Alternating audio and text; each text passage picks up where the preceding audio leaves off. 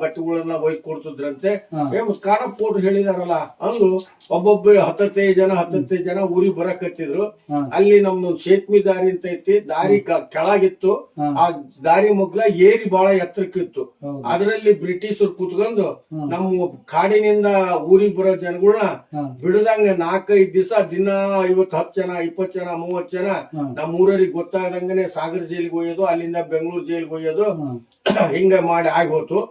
ಆಗತ್ತು ಏನಾಯ್ತು, ಆಮೇಲೆ ಬ್ರಿಟಿಷ್ ಸರ್ಕಾರ 11 ಜನಕ್ಕೆ ಗಲ್ಲು ಶಿಕ್ಷೆ ಕೊಡ್ತು, 51 ಜನಕ್ಕೆ ಜೀವಾವಧಿ ಶಿಕ್ಷೆ ಕೊಡ್ತು.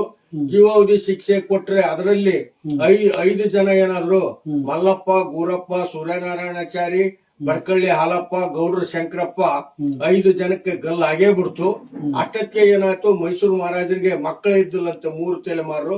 ಜಯಚಾಮರಾಜ ಒಡೆಯರಿಗೆ ಗಾಯತ್ರಿ ದೇವಿ ಅಂತ ಮಗಳು ಹುಟ್ಟಿದ ಮೇಲೆ ಅವರು ಕರುಣೆ ಬಂದು ಅವ್ರು ದೇಶಕ್ಕಾಗಿ ಹೋರಾಟ ಮಾಡ್ಯಾರ ಎಂದು ನಿನ್ನ 6 ಜನ ಗಲ್ಲನ್ನ ತಪ್ಪಿಸಿದ್ರು.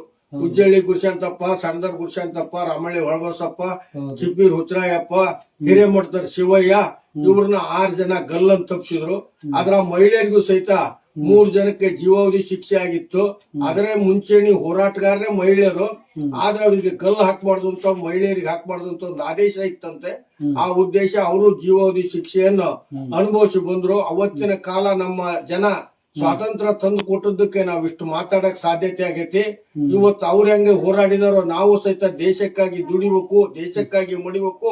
ಭಾರತ ನಮ್ಮ ದೇಶ.